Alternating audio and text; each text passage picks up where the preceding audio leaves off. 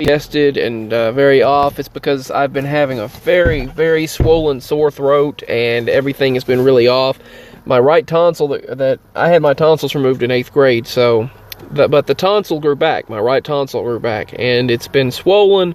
The right side of the throat is swollen, nostril, everything's raw. Like, I mean very raw, so forgive me if I sound off. But I wanted to talk about the New York Post actually admitting, and CNN actually admitting, probably would not have even admitted this had they known that it was going to be anti a previous administration. But another Obamaite actually said all American citizens are now walking prime targets of the Iranian retaliation. But they have been off and on since the regime took 52 U.S. diplomats hostage back in 1979. So they even admitted that we've been targets of them since 1979, and we've been in an on and off war since then. And breaking news right now: a magnitude 2.4 earthquake. So we had one in Northwest Tennessee, one in Northeast Tennessee, and a few days ago we had another one in East Tennessee.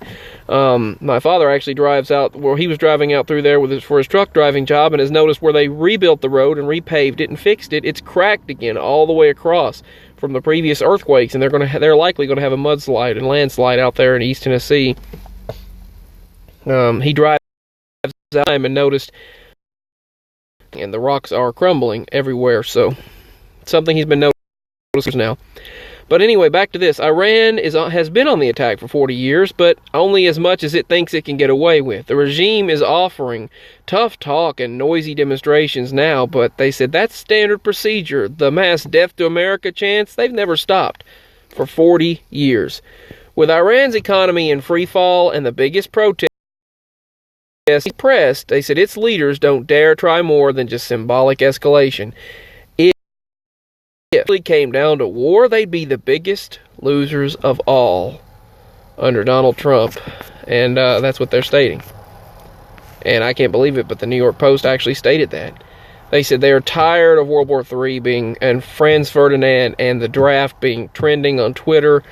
They stated they would only bring the draft back if Congress unanimously agreed upon it, because they said they would have to agree everywhere to bring it back.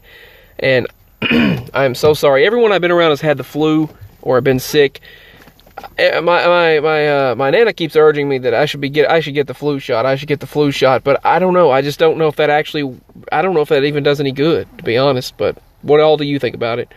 Anyway, back to this. We are trending. They are trending in newspapers and cable channels. Parade experts that last week's takedown of Iranian terror chief. Now he's the chief terror leader. And they said he had more targets on track. I'll tell you here in a moment. The Tehran regime, they said the Iranian regime, though murderous, isn't that stupid to attack us. Believe it or not, Obama-era National Security Advisor Susan Rice talked about this, as well as, Ben Rhodes, who is a fellow Obama alumni, Obama friend and worker for his administration. As for the nuke deal, he admitted that to the Atlantic newspaper that it didn't stop Iran's ballistic missile program or its supposed support for terror in the Middle East. And exactly what I stated. They never stopped the program. They put it off for a few years for making nuclear weapons, but they said they never actually stopped the program. It didn't stop their ballistic missile program or even their support for terror in the Middle East. It's just some paper-signed deal that gave them a lot of money to put it off for a few years.